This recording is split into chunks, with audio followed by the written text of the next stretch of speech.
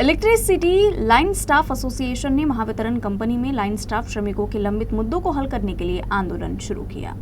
Mahavitaran company के line staff lineman कर्मचारी महाराष्ट्र राज्य के हर घर तक बिजली पहुंचाने का काम करते हैं। पिछले कई वर्षों से दैनिक सुरक्षा उपकरणों की कमी के कारण महावितरण के अंतर्गत हर साल हजारों दुर्घटनाएं होती है। दुर्घटनाओं में बड़ी संख्या में लाइन स्टाफ की मृत्यु हो रही है।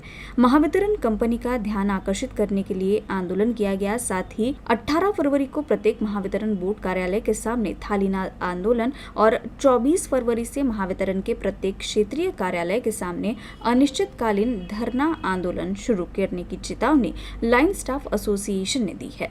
आज इलेक्ट्रिसिटी लाइन स्टाफ असोसिएशन या संघटनेच्या मार्फत जे मुख्य कार्यालय पातळीवर सांघिक वसुलीचं जे परिपत्रक निर्गमित झालं त्यानुसारच संपूर्ण महाराष्ट्रात वसुली ही सांघिक पद्धतीने व्हावी आणि दुसरी अशी मागणी आहे की जी नाशिक एकलारा सेंटर ट्रेनिंग सेंटरने जे आम्हाला सूचित केलेले आहे, जे प्रशासनाला आदेशित केलेले आहे की लाइन स्टाफ कर्मचाऱ्यांना फील्डवर काम करण्यासाठी अमुक सुरक्षित साधनांची आवश्यकता आहे, त्या पद्धतीने 26 प्रकारचे एकूण सुरक्षित साधने ही लाइन स्टाफला देण्यात यावी अशी एक आमची ही प्रामुख्याने मागणी आहे।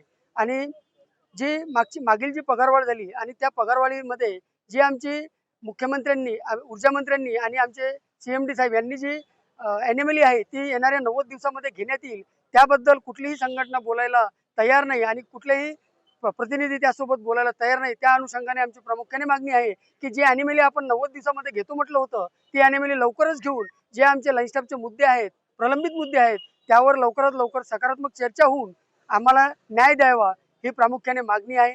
आज आमचा या क्रमबद्ध आंदोलनाचा पहिला टप्पा म्हणजे 10 तारखेला विभागीय कार्यालयासमोर द्वारसभा आणि येणाऱ्या 18 तारखेला दुसरा टप्पा म्हणजे मंडळीय कार्यालयासमोर म्हणजे सर्कल कार्यालयासमोर आमची काळ्या फिती लावून आणि डमरुनाद किंवा थाळीनाद करून जे झोपलेलं प्रशासन आहे त्याला जागे करण्याचा आमचं लक्ष वेधण्याचा प्रामुख्याने प्रयत्न राहणार आहे।